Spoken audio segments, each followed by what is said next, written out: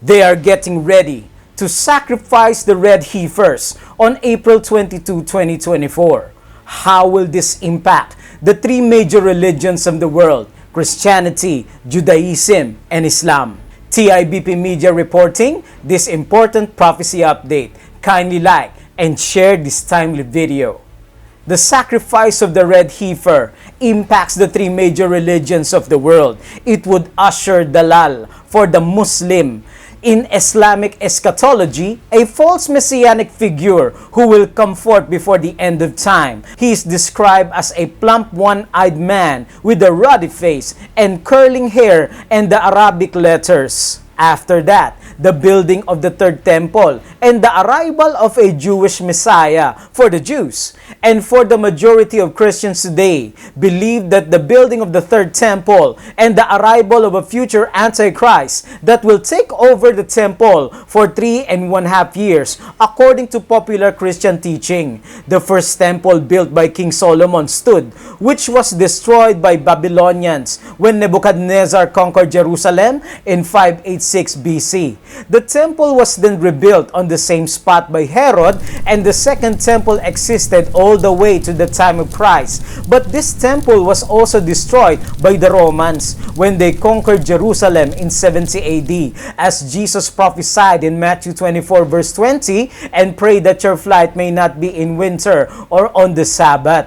There was no more Jewish temple rebuilt ever since. The temple is the central to the Jewish faith, and the only way to restore their relationship with God is to rebuild this third temple. They believe that the Spirit of God has abandoned them, and the only way to restore everything is to rebuild the temple. But the temple cannot be rebuilt until the purification ritual is completed, according to Numbers chapter 19. It is very, very difficult to find the red heifer. It has to be 1 year old to 3 years old young. If it's too old, it's disqualified. If it's too grow colored hairs, it's disqualified. And all these makes it extremely rare to find a qualified red heifer. And if you found one, you only have a very short window to perform the ritual. To further emphasize on how rare this event is, this ritual has only been performed 9 times in history. Will there be a 10th sacrifice happening soon in April 22? There is an organization in Jerusalem that is called Temple Institute, and its only purpose is to prepare the reconstruction of the third temple. But in September 22, 3 years ago, 5 of these perfect red heifers were discovered on a farm in Texas with the help of evangelical Christian farmer Guyon Stinson. They found them, and the Temple Institute spent over $500,000 to transfer these candidates, the heifers, from Texas to a secretive breeding farm in Israel. These cows were too young when they found them and has to be in the 3rd year of living. But as of April 2024, this year, these red heifers will be of age and the sacrifice can now commence. The Temple Institute and other groups have been making a lot of preparation. First, the preparation has to be made by the perfect priest, not only trained in the process of sacrifice, but also with a direct bloodline to Aaron, the brother of Moses. The Kashmiriyat.co.uk, the news says, currently, there are claims circulating that the red heifer sacrifice may begin either just before Passover on April 22, 2024. CBSnews.com says, so we believe that it's very likely that the ceremony would happen somewhere in the area of Passover 2024, which falls on April 22 this year, out to the possibility of Shavuot 2024. They will already use diamond cutting tools to form the massive stones that will be used as building blocks of the third temple as per Jewish creed. The stones cannot be carved with metal tools, and they have even prepared ornaments that will be placed inside the temple. It will be built before Jesus returns, and that the future Antichrist will take over that third temple. And they plan to invite everyone to the red heifer ceremony. A massive high altar has been already built for the red heifers and looks as though it was built where it can be quickly disassembled and moved to the location of the Mount of Olives. red heifers, to be precise. Some Jews and Christians believe they're the key to rebuilding the historic Jewish temple in Jerusalem and to beckoning the Messiah. A massive altar already awaits, where the heifers are to be burned.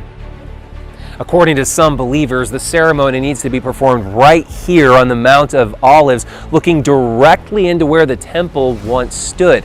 But something else now stands in. Is this all part of a great prophecy or fallacy? Jesus in John chapter 5 verse 39 says, "Search the scriptures, especially the Old Testament scriptures, because they testify of Christ." Jesus himself says, the prophecies of the Old Testament all points to Jesus Christ as the Moshiach or the Messiah. Have you ever wondered why the heifers must be 100% unblemished, young, and innocent? Answer: it's because it points to the loving character of Christ, unblemished and has never sinned, tempted in all points, yet without sin, Paul says. But not only that, it also points to the priesthood of Jesus Christ, not of an earthly temple, but a heavenly temple in the most holy place. Paul makes it crystal clear, friends, in Hebrews chapter 8, verse 1 and 2. Now, the main point of what we are saying is this: we do have such a high priest who sat down at the right hand of the throne of the majesty in heaven, and who served in the sanctuary, the true tabernacle set up by the Lord, not by a mere human being. And who is that high priest? Jesus Christ. The teaching of the second rapture and the 7-year tribulation only came from the mind of the Jesuits, Jesuit priests Luis Alcazar and Francisco Rivera, just to counter the Protestant Reformation, to take the focus away from the papacy as the Antichrist, as the reformers are pointing at. Origin of Futurism. The other Jesuit scholar, Francisco Rivera from Salamanca, assigns the meaning of fulfilled prophecy to the future. He received a doctorate in theology from the University of Salamanca and joined the Jesuit order in 1570. He taught that Antichrist will be a single individual who would rebuild the temple in Jerusalem, abolish the Christian religion, deny Christ, be received by the Jews, pretend to be God, and conquer the world, all in this brief space of 3.5 years. It is a sobering fact that many of the views on prophecy, which are presently being taught by conservative Protestants, have been borrowed from a Roman Catholic Jesuit priest. And so futurism and preterism is born. If you are removing Jesus from the Old Testament, you are really removing the foundation and the fulfillment of these prophecies. And that is when Satan comes in. Would you like to make a decision today to follow Jesus wherever he goes, pointing to Christ as the fulfillment of Old Testament prophecies? Kindly type in the comment section, "Jesus is my high priest." Thank you, dear friends. Kindly take a stand today and continue to share truth in Bible prophecy.